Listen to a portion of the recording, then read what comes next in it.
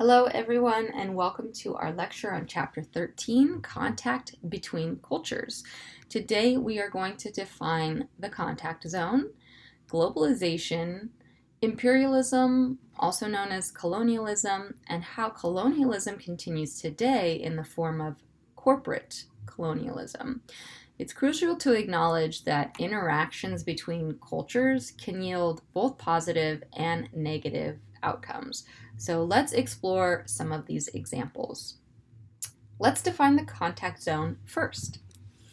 So cultures intersect for various reasons, whether it's through forced or hostile encounters, business endeavors, or even political interactions. And when cultures come into contact and meet, we call this the contact zone. So this is the space in which people geographically and historically separated come into contact with each other and establish ongoing relations. So, as I mentioned, this could be things like forced or hostile takeover of land and territories, political interactions, agreements, takeover, and the final one is corporate trade or doing business with other countries. Let me give you an example. England once owned a lot of different territories and has established something called the English Commonwealth of Nations. New Zealand is part of the English Commonwealth of Nations. And although New Zealand now is its own autonomous government, they've continued association with the English Commonwealth, as well as 54 other nations.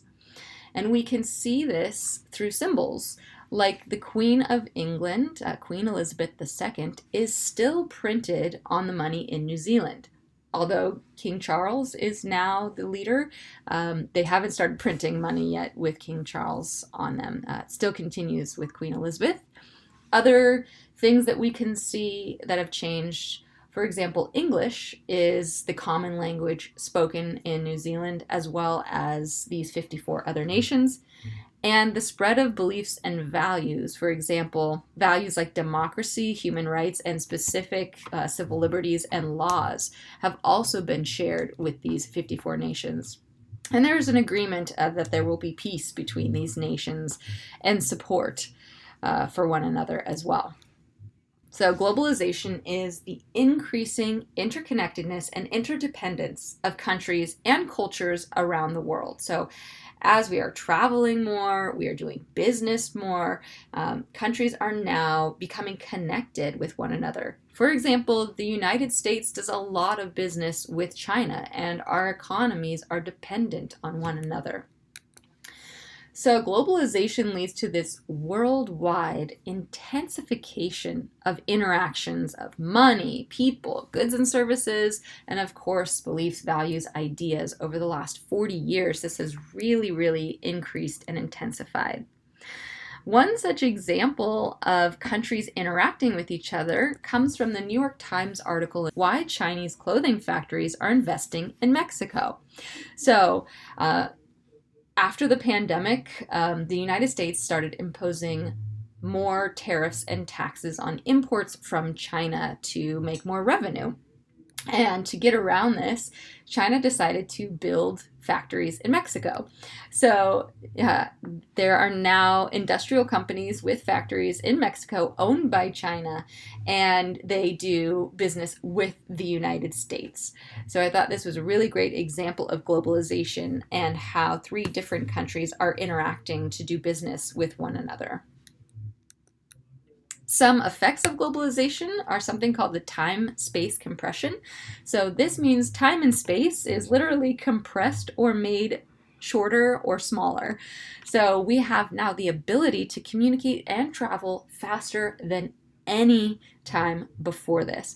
For example, if you wanted to do business with somebody in India, you could Zoom call them. You could send an employee from your company here to India and they could be there in a number of hours. So we're able to communicate and travel faster than ever before, leading to things like flexible accumulation. So the ability for companies to actually accumulate profit easily through things like offshoring and outsourcing is happening. So, for example, moving their company to a different location offshore to another country is easier than ever before, or simply outsourcing your business practices. So if you need, clothing made, you could outsource to a factory in Mexico to have your clothing made at a more affordable price, leading to greater profits. Of course, we should acknowledge some of the negative side effects of globalization, things like uneven development. While some regions, like the United States, like regions in China, are now developing at rapid rates, we are leaving these larger gaps in rural areas. So people might have access to things like internet, but it's important to recognize that much of the world does not. In fact, 3.2 billion people have access to internet, while 4 billion do not. And we see these extreme concentrations of wealth and prosperity, while 40% of the world's population live in poverty. And a lot of times, these regions that are developing, it's at the expense of these smaller, more rural areas, and making the gap even greater. Some examples of uneven development can even occur within a company. Mark Parker, Nike's former CEO and current president of the board, saw a total compensation of $13.9 million in the company's 2019 fiscal year. Why is this notable? Well, that's 550 times the median salary of a Nike employee, which is typically around $25,000. That's according to the Oregonian. Nike is actually based out of Oregon. And so this is a really glaring example of disparities in wealth between CEOs taking excessive compensation as compared to their employees. When examining some of Nike's advertisements, it also becomes apparent that the company aims to convey messages like hard work, dedication, perseverance. These ads below often depict athletes pushing their limits and are designed for, sports-minded people. Things like stop dreaming and start working, or success is earned, not given. So this is a really great example of dominant American cultural values, things like achieving greatness through sheer determination and hard work. I did find these ads to be a little ironic because they are in stark contrast between the hefty salaries of the top CEOs and executives and the modest wages of the Nike employee. So when in reality, the workers who are really working hard may not be given the success that is earned in comparison to the CEOs. Globalization has also led to increased migration. So more than 232 million people have migrated to different countries for things like work. Most are moving from rural areas to urban areas or cities to find work. So, as we see, migration leads to both the spread and loss of culture. So when people move to new places, they bring their cultural traditions, their language, their beliefs, rituals, practices, and they can enrich the new culture that they are going to. And sometimes migration can also result in things like assimilation for the newcomers. So they might just adopt the cultural norms of the host country, and this leads to the erosion of their own cultural identity and sometimes loss of culture. So reflect for a moment. What aspects of culture can be influenced by the contact zone? When cultures come into contact, what aspects of culture are shared? We don't have to look far for this. We see a lot of cultural diversity right here in Los Angeles.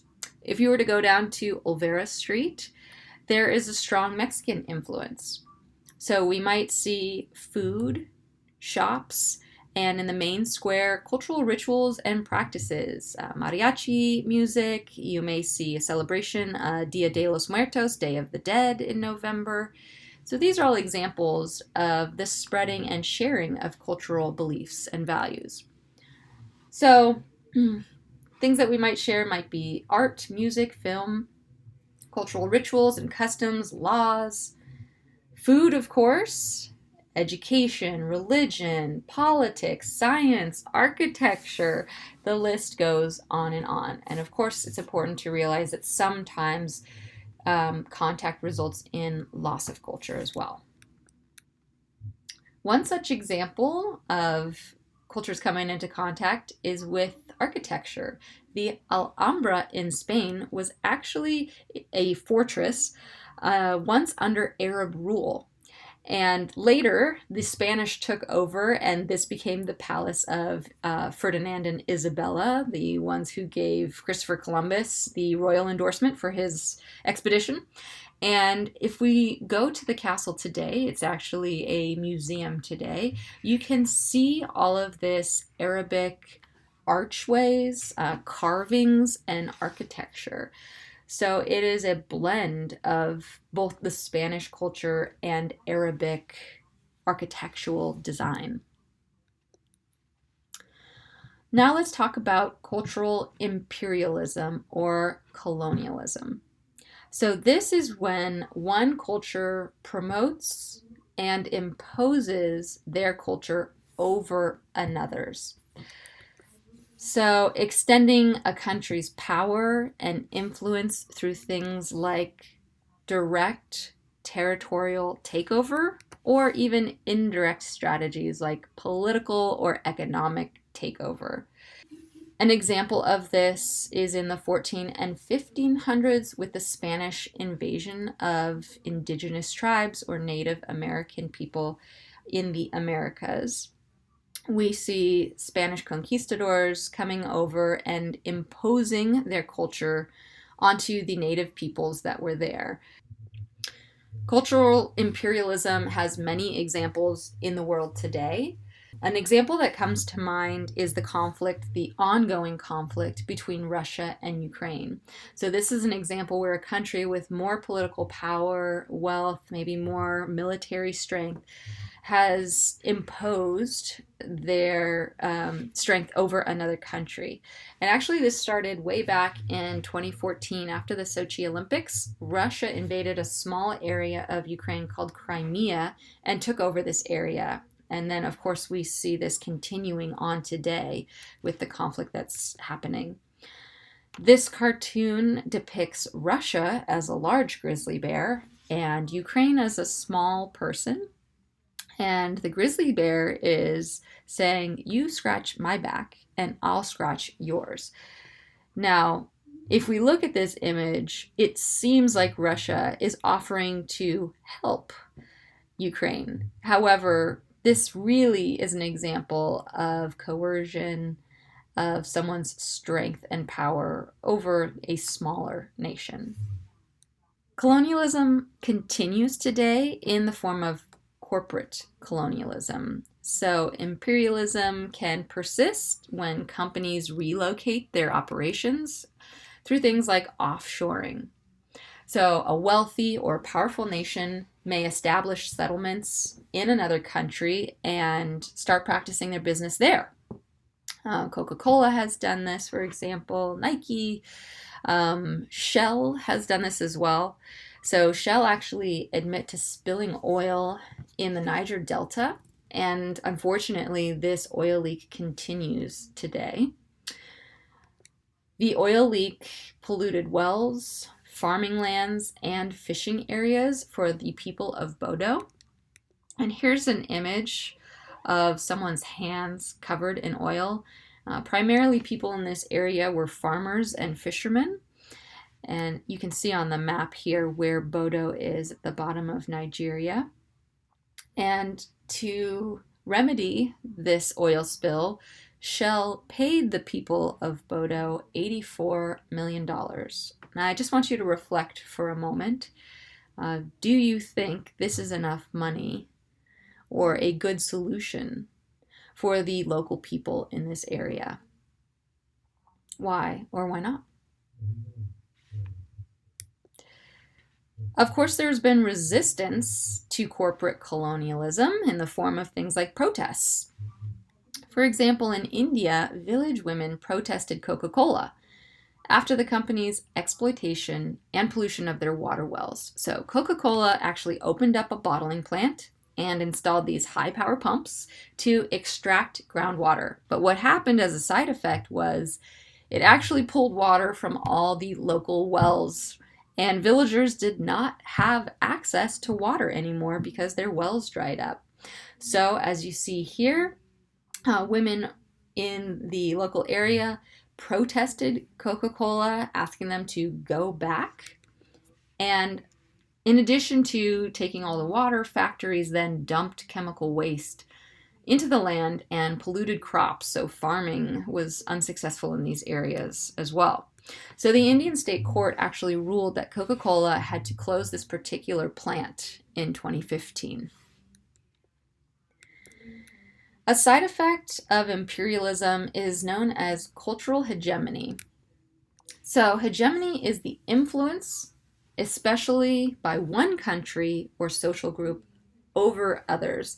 And the root of the word hegemony kind of means sameness. So when one culture influences over another, resulting in loss of culture or sameness across the board. So this is a side effect of imperialism and can result in things like loss of tradition or cultural norms, loss of values, beliefs, and cultural practices, loss of things like language.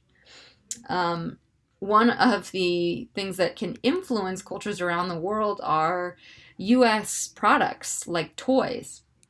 The United States actually makes up 25% of the global toy market, and companies like Coca-Cola are sold in 100 different countries and every continent around the world. So, as you could imagine, some of the norms, values, beliefs with these iconic companies travel around the world. So, Barbie's style, her standards of beauty would also be transmitted to different cultures. So, a lot of cultures resist Westernization and may come up with their own companies. For example, Afghanistan has Zam Cola and Mecca Cola. And here's an image of the Mecca Cola. Also, Palestine has their own cola. It's called Palestine Cola. And it is in a similar packaging as well. The can is white with red writing, and it just says Palestine on the side of it. The Iranian government actually sponsored dolls to resist Westernization and Barbie. And the dolls are in traditional dress. This is Sarah and her brother Dara. So they're in a more conservative dress to go along with the Islamic faith. And Sarah is accompanied by her brother Dara to also go along with cultural beliefs. So the United Nations Educational, Scientific, and Cultural Organization has stated that there have been increase in imports worldwide. So businesses importing more goods and services, and this is making the United States, as you could imagine, a dominant cultural influence.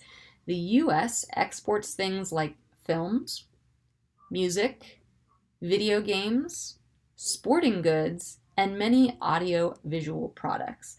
So can you think of any goods and services that are exported worldwide?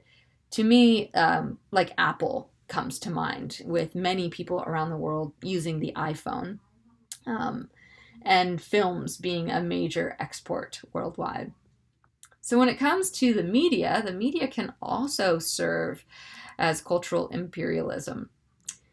What do you think the single largest export industry for the United States is? If you were thinking films, you would be correct. And many times the beliefs, values, norms, and practices we see in films are then shared. We can also see things like marketing and icons in films. So behind Tom Hanks and You've Got Mail, we see the Starbucks symbol, and we know that Starbucks is now available in most countries. In Lady Gaga's music video, we see things like her sunglasses and Coca-Cola in her hair. Even style like lipstick or the leather jacket or blonde hair are disseminated as well.